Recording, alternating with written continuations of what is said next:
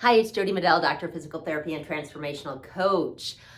I wanted to kind of jump back into my hat of Transformational Coach and talk a little bit about the trauma and healing aspect of where we've been, who we are, and what we might be dealing with. I listened in on a Zoom meeting with Karen Curry Parker through Quantum Human Design. I'm part of this class, and this week we spoke about the evolving heart, which was basically addressing the resonance that we are moving into between our heart space and our mind. And so what that does is that keeps evolving us so that we're in a better place and better equipped to respond to the environment around us versus react. And one of the points that she made that I got a huge aha from, it just made me smile and my mind just went nuts trying to process all of it, was the space between reaction and responding. And that was huge. For me, that is where the heart of growth is. That is where the meat is. If we can hang out in and heal that space or that gap between reaction and responding, then we are seriously on target with doing our work.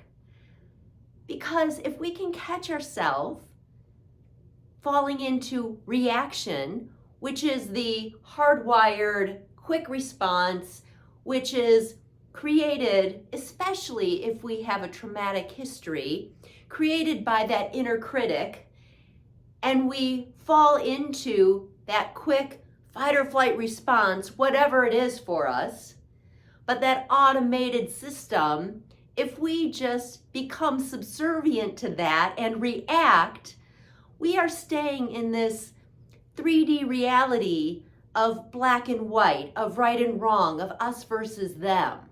It keeps us separate and away from community and away from the collective. When we fill in that gap or hang out in that space between that reactive response or responding, that's a space that allows us to, one, catch that we're ready to react, pause that reaction, take time to breathe, creating that space, right? And then once we're in that space, it gives us the ability to step back, observe the situation outside of our ego identity or our inner critic response. But we can step back, take ourselves out of the video, out of the drama, trauma, whatever's going on, and look at it. And then we can enter our heart space and feel through it. Feel what that loving response is. Feel our way into the response. What is it from that trigger that created the potential reaction? What is it that we need to look at? Because obviously if we're reacting, we're not neutral. If we're not neutral, then that's our teacher. We have something to work on. What is it that we need to work on? And so in that space between being reactive and responding, we have the opportunity to look at what we can change, to look at how we can grow and how we can come from our heart space, respond in a way to whatever that trigger was, in a way that's loving both for us and then for the world around us. And in doing that, we then are looking through the lens of our soul or our spirit, which connects us to one another.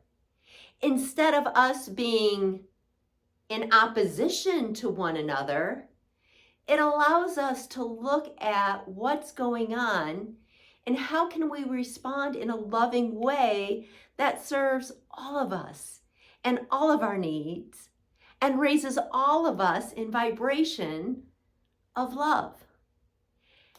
And I really, obviously I'm tongue-tied. I can't even find the words, but it really hit me at a deep, deep level that if we're doing our work and we're hanging out in that space between reacting and responding, we can individually raise our vibration because it's allowing us to pause, breathe, step back, be the observer, enter our heart space, create that resonance between our heart and our mind, that connection.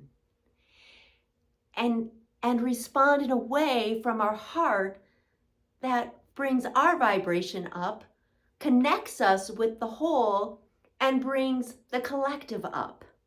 And if all of us keep doing this, hanging out in that space, and really changing the outcome from reacting, automatic, low vibration, to responding, a place of love, connection, we are going to change the world. We're going to change ourselves in the way we exist in the world, but we're going to raise the vibration of all that which is around us, all that which we can and cannot see. That's super exciting, especially in these times of chaos, when there is a lot of reactivity. So my homework for you, if you care to take it on, is to really, really observe yourself, be mindful, catch yourself in that desire to want to react. Step back, give yourself some time to breathe, become the observer, watch the scenario play out. Don't get attached to it, hard part. And allow that time to enter your heart space and come up with a way to respond that comes from your heart.